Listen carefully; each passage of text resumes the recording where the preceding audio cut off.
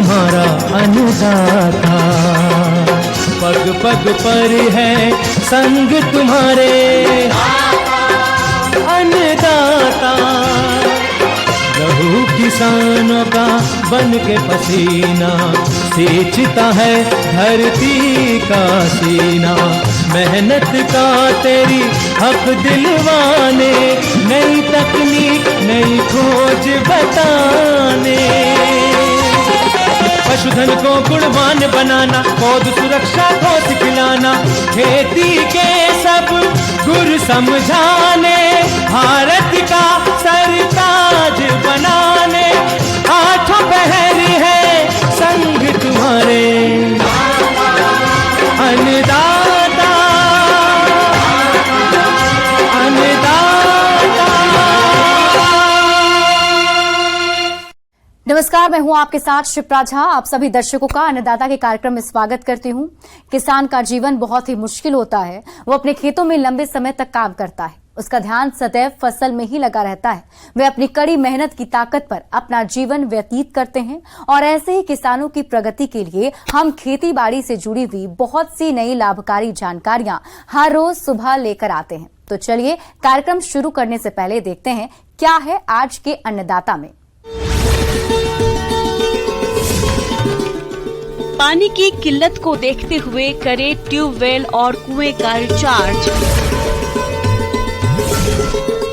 अनार के बाग में लगने वाले कीटों का नियंत्रण उपाय।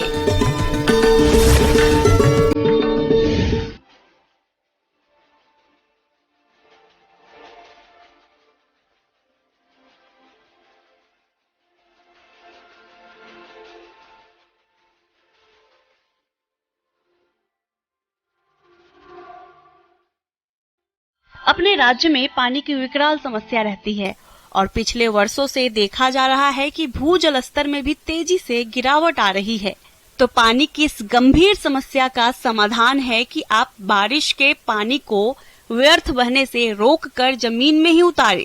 अगर ट्यूबवेल और कुएं की बात करें तो सोख्ता गड्ढे का निर्माण कर आप ट्यूबवेल और कुएं का जलस्तर बढ़ा सकते हैं और पानी की समस्या से काफी हद तक निजात पा सकते हैं। तो आप कैसे करें ट्यूबवेल और कुएं का रिचार्ज, चलिए इस बारे में जानते हैं कृषि विज्ञान केंद्र टांकराड़ा के फार्म मैनेजर राकेश शर्मा से।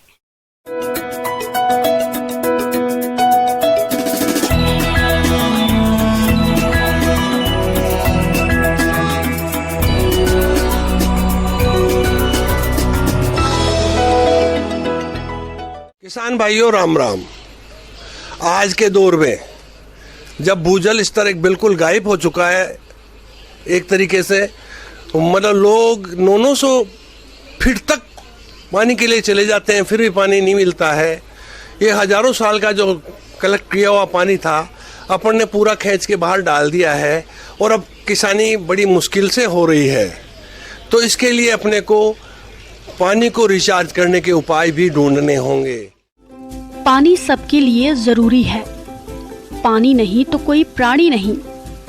पानी प्रकृति की एक अनमोल देन है जो सभी प्राणियों को जीवन देता है। इसका सबसे बड़ा संग्रह भूमि है और यह संग्रह वर्षा से भूमि में पहुंचता है। लेकिन आज मनुष्य के कुप्रबंधनों के चलते वर्षा का पानी बहकर नदी नालों से होते हुए समुद्र में चला जाता है और आजकल वर्षा भी कभी बहुत ज्यादा तो कभी बहुत कम हो रही है।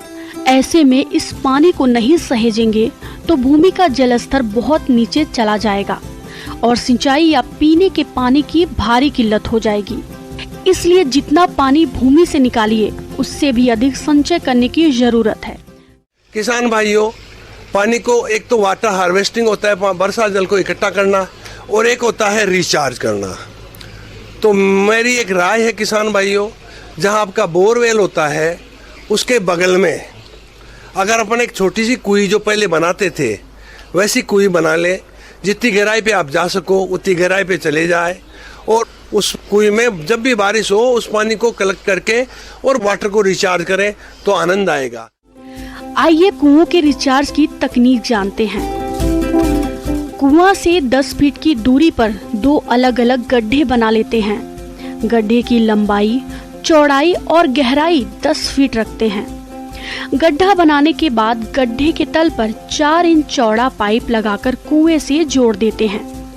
इस गड्ढे के तल में 2.5 फीट तक मोटे पत्थर, 2.5 फीट की दूसरी परत में छोटे पत्थर और अंत में रेत भरते हैं।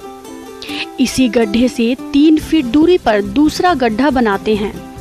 इस गड्ढे की लंबाई, चौड़ाई 10 फीट रखते हैं और गहराई 3 फीट रखते हैं। इसके तल पर मोटे पत्थर 2 फीट रखते हैं और इन दोनों गड्ढों को 4 इंच की पाइप द्वारा जोड़ देते हैं।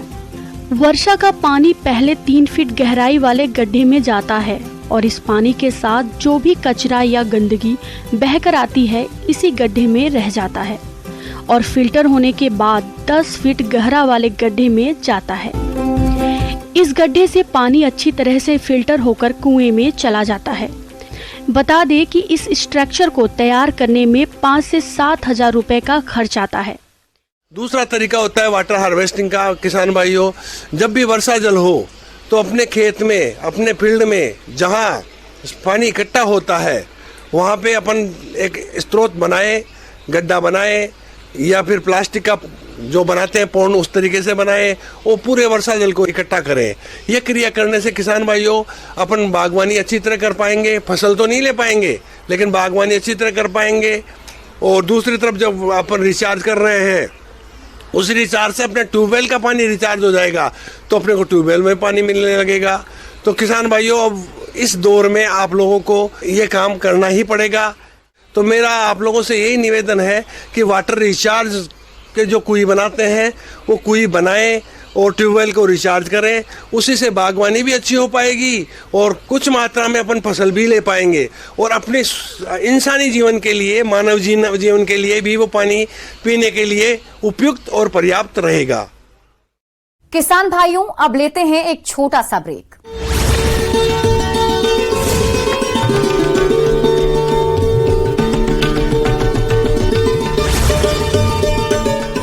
Update 1200 plus reporter है। बैंक की नौकरी से सेवानिवृत्त आनंद निगम 37 साल की उम्र से सुपारी को शानदार रूप दे रहे हैं। दरअसल आनंद निगम ने चीन के एक म्यूजियम में सुपारी से बनाई गई कलाकृतियों को देखा और इसके बाद उन्होंने खुद भी ऐसा ही कलाकृति बनाने का निर्णय लिया। इसके बाद उन्होंने विशेष तौर पर एक ऐसा औजार तैयार करवाया जिसकी मदद से आसानी से सुपारी को छीला जा सके और फिर उन्होंने अपनी कल्पनाओं को सुपारी में उकेरना शुरू कर दिया। उन्होंने सुपारी से ही ताजमहल बनाया। यहाँ से जो सिलसिला शुरू हुआ वह आज भी जारी है। आनंद निगम ने सुपारी से ही रानी लक्ष्मीबाई की मूर्ति, कई प्रकार के वाद्य यंत्र, भगवान शिव का मंदिर और मृदंग जैसी अनेक वस्तुएं तैयार की हैं। साल 1998 में यूनेस्को द्वारा उन्हें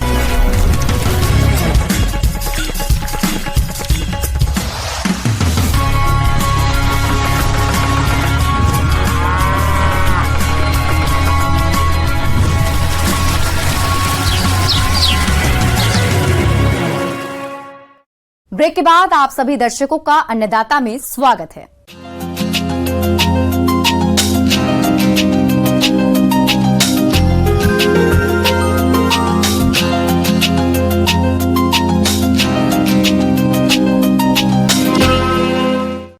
अनार की बागवानी प्रदेश के बहुत से किसान भाई करके अच्छा खासा मुनाफा कमाते हैं, लेकिन अनार के बागों में कई तरह के कीटों का प्रकोप होता है जो बाग को काफी नुकसान पहुंचाते हैं। अगर किसान भाई कीटों की पहचान करके समय रहते नियंत्रण के सही उपाय को अपनाते हैं तो वे बाग में कीटों से होने वाले नुकसान से बच सकते हैं। इसलिए आप किस तरह से करें कीटों का समय रहते नियंत्रण, आइए जानते इस रिपोर्ट में।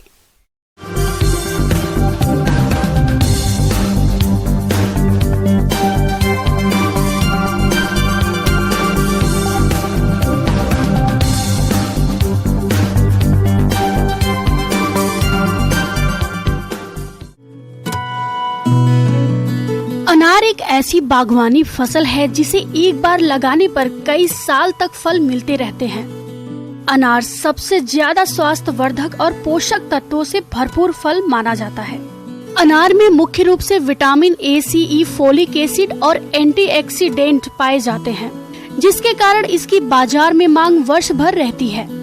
इसकी बागवानी करके किसान अच्छा खासा मुनाफा कमाते हैं।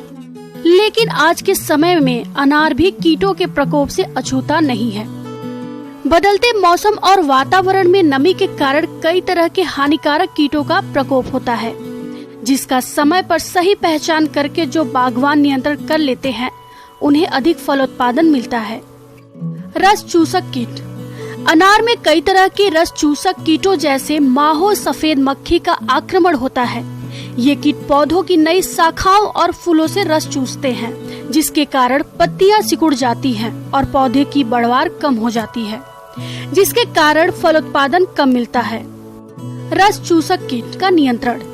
इस कीट का प्रकोप पौधों पर दिखाई देने पर नीम तेल 5 मिलीलीटर प्रति लीटर पानी के घोल का छिड़काव करें। इससे कीट नियंत्रण कम न हो तो रासायनिक दवा डाइमिथोएट 2 मिली मात्रा प्रति लीटर पानी में घोलकर छिड़काव करके इसका नियंत्रण कर सकते हैं। दीमक कीट। अनार के पौधों में शुष्क क्षेत्रों में जड़ों और तनों में दीमक का प्रकोप ज्यादा होता है। इससे पौधे सूख जाते हैं और पौधों का विकास रुक जाता है। रोकथाम के उपाय। पौधों को लगाते समय प्रत्येक गड्ढे की भराई के समय 50 ग्राम मिथाइल पैराथियोन चूर्ण मिला दें तो इस कीट का प्रकोप नहीं होगा। और यदि बाग में दीमक कीट का प्रकोप हो गया हो तो क्लोरपाइरिफास कीटनाशक दवा सिंचाई के साथ प्रयोग करके इसे नियंत्रित कर सकते हैं। अनार तितली कीट। अनार की खेती में लगने वाली प्रौढ़ तितली उसके फूलों और छोटे फलों पर अंडे देती है, जिनसे इल्ली निकलकर फलों के अंदर प्रवेश करके बीजों को खा जाती है। इससे बागवान को काफी नुकसान होता है। रोकथाम। बागवान इसकी रोकथाम के लिए प्रभावित फलों को नष्ट कर दे। ऐसे में बेहतर होगा कि फलों को नेट या कपड़े से ढककर रखें। इस कीट के नियंत्रण के लिए इंडोकार्ब दवा 1 मिलीलीटर प्रति लीटर पानी के घोल का 15 दिन के अंतराल पर 2 बार छिड़काव करके इस कीट को नियंत्रण कर सकते हैं। तना छेदक कीट। यह कीट पौधों के तने में छेद करके नुकसान पहुंचाता है। इससे निकली फलियां पौधों की शाखाओं में छेद बनाकर उसे नुकसान पहुंचाती है। कभी कभी तो पूरा पौधा सूख जाता है। रोकथाम। इसके नियंत्रण के लिए छेदों में तार डालकर इनको नष्ट कर दें और तार की सहायता से रुई में केरोसिन तेल या पेट्रोल मिलाकर छेद में भर दें। इसके बाद गीली मिट्टी से छेद को बंद कर देना चाहिए। इस तरह से इस कीट का नियंत्रण हो जाता है और आगे होने वाला नुकसान से पौधे बच जाते हैं। छाल भक्षक कीट। इस कीट की सुंडी लटलियां अप्रैल से दिसंबर तक अधिक क्षति पहुंचाती है। अनार के पुराने व घने बागों में इस कीट की ज्यादा क्षति पहुंचती है। इस कीट की लटे झल्लियां अनार की झाल शाखाओं या तनों में छेद करके अंदर छिपी रहती हैं। रात्रि में ये इन छिद्रों से निकलकर पौधों की झाल को खाकर क्षति पहुंचाती हैं। कीट नियंत्रण के उपाय। इस कीट से प्रभावित कटी फटी ये छाल या ढीली छाल को हटा दे ताकि वयस्क बीटल अंडे न देने पाए। इसके अलावा सूखी और कीट ग्रसित शाखाओं को काटकर नष्ट कर दे। कीट का प्रकोप दिखाई देने पर छिद्रों में केरोसिन या पेट्रोल 3 से 5 मिलीलीटर प्रति सुरंग या छिद्र में पिचकारी या इंजेक्शन की सहायता से डालें या रुई का पोहा बनाकर अंदर डाल दें और छिद्र को गीली मिट्टी लगाकर बंद कर दें। शाखाओं पर मिथाइल पैराथियोन 50 ईसी दवा 2 मिलीलीटर प्रति लीटर पानी का घोल बनाकर छिड़काव करना चाहिए। अधिक आक्रमण होने पर कॉपर ऑक्सीक्लोराइड COC घोल का लेप तने के चारों ओर लगा दे। कार्बोरिल 50 WP 2 ग्राम प्रति लीटर पानी के हिसाब से तने की 3 फीट की ऊंचाई तक छिड़काव करके कीट का नियंत्रण कर सकते हैं। बागवान भाइयों, अनार के बाग में कीट नियंत्रण के उपायों में सबसे पहले भौतिक विधि का प्रयोग करें। इसके बाद जैविक विधि से कीट नियंत्रण करें और इन सबसे नियंत्रित न होने की दशा में रासायनिक दवाओं का इस्तेमाल करना चाहिए। इस बात का ध्यान रखें कि फलों की तुड़ाई के बाद दवा का छिड़काव करें और दवा छिड़काव के 1 सप्ताह बाद फलों की तुड़ाई करनी चाहिए। ऐसा करके बागवान अनार के बाग से अच्छी गुणवत्ता की भरपूर फलोत्पादन लेकर अच्छा खासा मुनाफा कमा सकते हैं। आगे और भी है खेती बाड़ी से जुड़ी हुई बहुत सी रोचक जानकारियां। यहां रुकेंगे एक और छोटे से ब्रेक के लिए।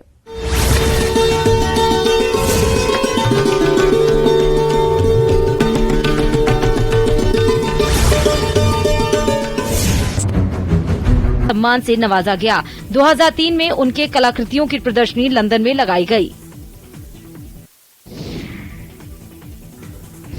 प्रदेश की विलुप्त हो रही पारंपरिक कलाओं को जीवित रखने के लिए केंद्र सरकार ने बड़ी पहल की है। केंद्र सरकार के उद्योग और वाणिज्य मंत्रालय विभाग की ओर से प्रदेश की 5 पारंपरिक कलाओं को GI टैग मिल गया है। GI टैग पाने वाली पारंपरिक कलाओं में जोधपुर की बंधेज कला, उदयपुर की कोफ्तागिरी मेटल शिल्प, बीकानेर की उस्त कला, बीकानेर की हस्त कढ़ाई कला के साथ ही राजसमंद के नाथद्वारा की पिछवाई कला भी शामिल है। इस टैग के बाद अब पिछवाई कला को अंतर्राष्ट्रीय स्तर पर पहचान मिलेगी। ये परियोजना स्थानीय कलाकारों की आय के स्तर में बढ़ाकर उन्हें सशक्त बनाएगी। इसके साथ ही राज्य के पारंपरिक ज्ञान और सांस्कृतिक अभिव्यक्तियों के संरक्षण के लिए ये परियोजना पूर्ण रूप से सहयोगी रहेगी। पिछवाई कपड़े पर बनी हुई श्रीनाथ जी की पेंटिंग को कहते हैं। इनके निर्माण के लिए सबसे पहले बड़े से कपड़े पर आर्टिस्ट कड़प लगाकर और उसे सुखाकर कड़क बनाते हैं, फिर उस पर पेंटिंग बनाया जाता है। पिछवाई में प्रमुख रूप से प्राकृतिक रंगों का इस्तेमाल किया जाता है, जो मुख्य रूप से पेड़ पौधे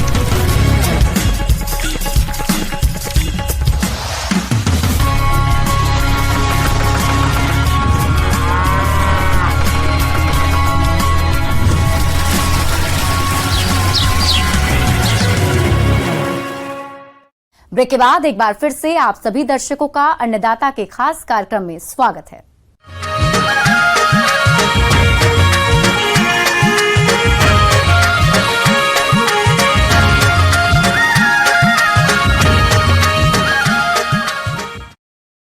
खरीफ फसलों में तिल का अपना एक महत्वपूर्ण स्थान है, जिसकी बाजार मांग सबसे अधिक है। इसे देखते हुए किसानों के लिए तिल की खेती करना काफी लाभकारी है। तो जिन किसान भाइयों ने तिल की बुवाई की है और वे इस फसल से अधिक उत्पादन लेना चाहते हैं, तो इसके लिए वे फसल में कौन कौन से कार्य को करें, इसकी जानकारी लेते हैं वरिष्ठ वैज्ञानिक डॉक्टर ब्रजराज सिंह कंसाना से।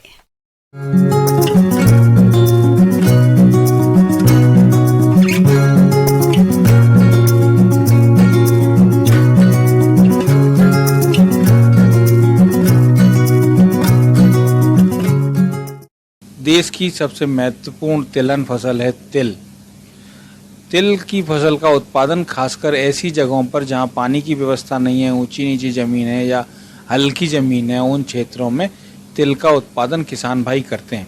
तिल से भी हम अच्छा सा उत्पादन प्राप्त कर सकते हैं और उससे हम अच्छा फायदा प्राप्त कर सकते हैं। 5 से 6 क्विंटल प्रति हेक्टेयर तक उत्पादन प्राप्त किया जा सकता है। अगर अपन बात करें तो लगभग 15 से 20 दिन या महीने भर की स्टेज का है, तो उन किसान भाइयों को अपने खेत में पानी की उपलब्धता के अनुसार यूरिया का प्रयोग टॉप ड्रेसिंग में करना चाहिए। किसान भाइयों, किसी भी फसल से अच्छा उत्पादन प्राप्त करने के लिए उसमें पोषक तत्वों की संतुलित मात्रा का उपयोग किया जाता है। इसी बात को ध्यान में रखते हुए तिल की फसल में सल्फर और पोटाश की पूरी मात्रा व नत्रजन की आधी मात्रा को बोने के समय आधार रूप में दे दिया जाता है और शेष नत्रजन की आधी मात्रा को खड़ी फसल में बोने के 30-35 दिन बाद निंदाई गुड़ाई करने के बाद खेत में पर्याप्त नमी होने पर प्रयोग करें, जिससे फसल की अच्छी बढ़वार होगी। अगर खेत में नमी नहीं है तो यूरिया का प्रयोग करने से हमें फायदा नहीं होगा। तो बरसात के बाद या पानी लगा रहे हैं आप, तो पानी लगाने के बाद तिल्ली की खेत में आप यूरिया का स्प्रे कर सकते हैं। निदाई गुड़ाई का काम करते हैं तो उसमें जो खरपतवार नियंत्रण है उनके लिए भी हमें विशेष रूप से ध्यान रखना चाहिए। और खरपतवार अगर बहुत ज़्यादा मात्रा में है तो हाथ से निकलवा के या निदाई गुड़ाई करके या व्हीलों का प्रयोग करके 2 लाइन के बीच में हम खरपतवारों को नियंत्रित कर सकते हैं, जिससे हमारी फसल पर खरपतवारों को होने वाले प्रभाव को हम कम से कम कर सकें। जल प्रबंधन में तिली में, चूंकि तिली एक बहुत ही कम पानी चाहने वाली फसल है, तो पानी जल निकास के लिए हमें विशेष ध्यान देना चाहिए कि अगर अपन प्रयास करके उसको सीड्रिल से बुआई करने में कामयाब होते हैं और मेड़ नाली विधि से बोते हैं, तो उससे हम काफ़ी हद तक पानी को जो निकाल भी सकते हैं और उसको विपरीत परिस्थिति में उसको पानी की कमी भी देखने के लिए नहीं मिलेगी। कई बार एक पानी से दूसरे पानी के बीच में 15 से 20-25 दिन का गैप हो जाता है, 1 महीने का भी गैप हो जाता है। तो ऐसी परिस्थिति में पानी की कमी के कारण हमारी फसल पर बहुत बुरा प्रभाव पड़ता है। इसके अतिरिक्त तिली में फिल्लोडी बीमारी देखने को मिलती है, जो कि सबसे ज़्यादा नुकसान तिल में पहुंचाती है और वायरस के कारण होती है। तो इसके लिए हमें हमेशा कोशिश करना चाहिए कि जो भी खेत हम यूज़ कर रहे हैं वो पहले सालों में उसमें ये बीमारी ना आई हो। अगर उसमें लगातार ये बीमारी देखने को मिल रही है तो क्योंकि मेनली सॉयल बॉर्न और एयर बॉर्न डिजीज़ है, तो मिट्टी से आपके खेत में अगर तिली की में ये बीमारी देखने को मिल रही है तो आप उसमें फसल चक्र का प्रयोग करें और उसमें 2, 3, 4 साल तक कम से कम तिली की फसल ना लगाएंगे। किसान भाइयों, फाइल लोडी रोग के नियंत्रण के लिए सबसे पहले रोगग्रस्त पौधों को उखाड़कर नष्ट कर दे। उसके बाद फोरेट 10G की 10 किलोग्राम मात्रा को प्रति हेक्टेयर के मान में खेत में पर्याप्त नमी होने पर मिलाएं, ताकि रोग फैलाने वाले फुदका कीट का नियंत्रण हो जाए। इसके अलावा नीम तेल 5 मिलीलीटर प्रति लीटर पानी या डाइमेथोएट दवा की 2 मिलीलीटर मात्रा को प्रति लीटर पानी के हिसाब से घोल बनाकर खड़ी फसल में 30, 40 और 60 दिन पर बोनी के बाद छिड़काव करें। इसके अतिरिक्त अगर अपन बात करते हैं तो तिली की फसल में तिलहौक मौत या दूसरा कोई सकिंग पेस्ट, इल्ली तिल्ली में अगर हमें देखने के लिए मिलती है तिल की फसल में, तो आपको निश्चित तौर पर सबसे पहले उसकी पहचान करके उसमें उपयुक्त इंसेक्टिसाइड का प्रयोग करना चाहिए। अगर सकिंग पेस्ट आ रहा है तो हम कोई भी सिस्टेमिक इंसेक्टिसाइड इमिडाक्लोप्रिड या थायोमेथाक्साम का प्रयोग कर सकते हैं। अगर हमें इल्ली देखने के लिए मिल रही है तो इल्ली में इमामेक्टिन बेंजोएट दवा है जिसका प्रयोग हम लोग कर सकते हैं, जिससे उसकी जो कीड़े हैं उनका नियंत्रण किया जा सकता है और हम अपनी फसल को सुरक्षित करके निश्चित तौर पर ज़्यादा से ज़्यादा उत्पादन प्राप्त कर सकते हैं। धन्यवाद।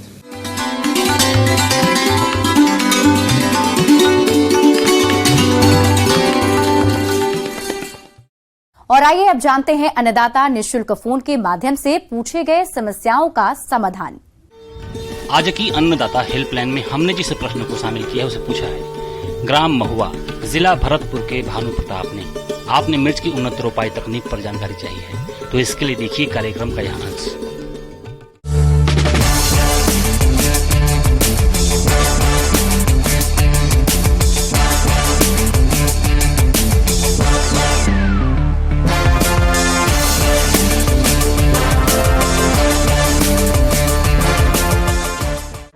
जैसे कि हम लोग जानते हैं, मिर्च ऐसी सब्जी है जिसके बिना हमारे हर दिन का खाना नहीं होता है। हर दिन हमारे थाली में एक मिर्च एटलीस्ट होना ज़रूरी होता है।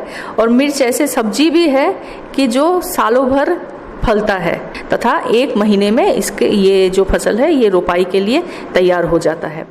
मिर्च की खेती के लिए 6.5 से 7.5 pH सर्वोत्तम माना जाता है। वैसे तो हरी मिर्च की खेती सभी प्रकार की मिट्टी में की जा सकती है, लेकिन अच्छे जल निकास वाली बलुई दोमट मिट्टी, लाल दोमट मिट्टी जिसमें कार्बनिक पदार्थ की मात्रा अधिक हो, वो मिट्टी सबसे उपयुक्त मानी गई है। मूल प्रक्षेत्र में लगाने से पहले अच्छे से खेत की तैयारी करनी होगी। 3 से 4 बार अच्छे से जुताई करके लास्ट में पाटा से उसको लेवलिंग भी कर लेना पड़ेगा। और लास्ट जब जुताई होगी, शेष जुताई के समय पे जो है 250 क्विंटल अच्छे से सड़ी हुई गोबर की खाद या कंपोस्ट जो है हम लोग खेत में पर हेक्टेयर मिला देंगे। तो इसके साथ साथ में खाद पानी भी ज़रूरी है। तो गोबर की खाद की बात हमने कर ली है, साथ साथ में रासायनिक खाद भी बहुत ज़रूरी होता है।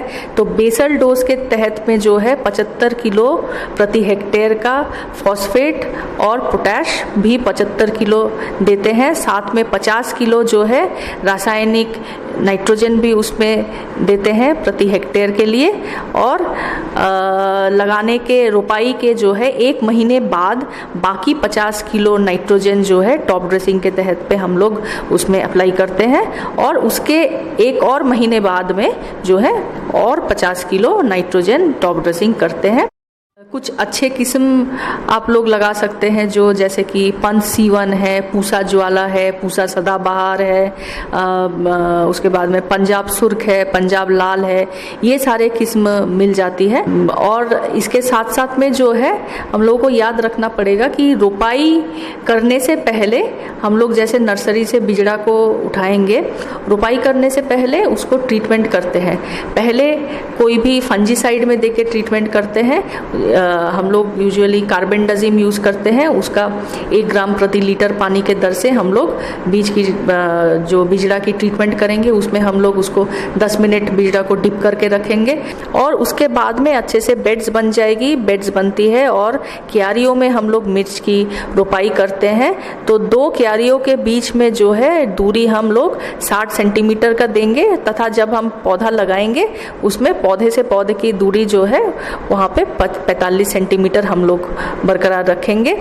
और मिर्च की पौधे जो है हम लोग रोपाई करेंगे शाम में रोपाई करने से जो है ट्रांसप्लांटिंग शॉक हम बोलते हैं, उसमें ट्रांसप्लांटिंग शॉक कम से कम लगती है और उसमें पौधा जल्दी से जल्दी रिकवर करने की कोशिश करता है और रिकवर जल्दी भी कर जाता है।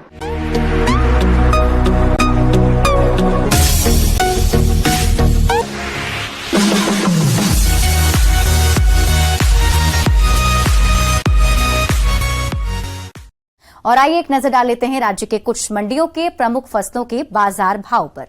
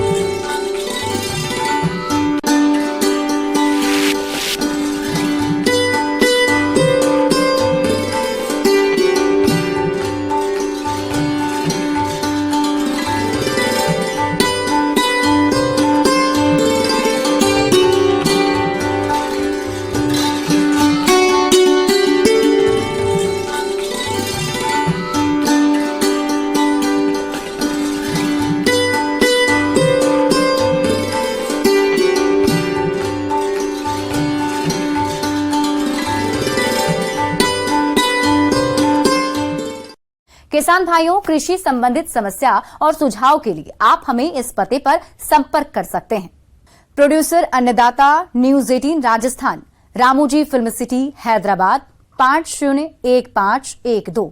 साथ ही आप हमें ईमेल भी कर सकते हैं। हमारा ईमेल है p18annadatarajasthan@nw18.com। इसके अतिरिक्त आप हमें निःशुल्क हेल्पलाइन नंबर 1800889216 पर सोमवार से शनिवार सुबह 10 बजे से शाम 4 बजे के बीच संपर्क कर सकते हैं। अब समय हो रहा है आपसे विदा लेने का। कल इसी वक्त फिर से होगी आपसे मुलाकात। नमस्कार।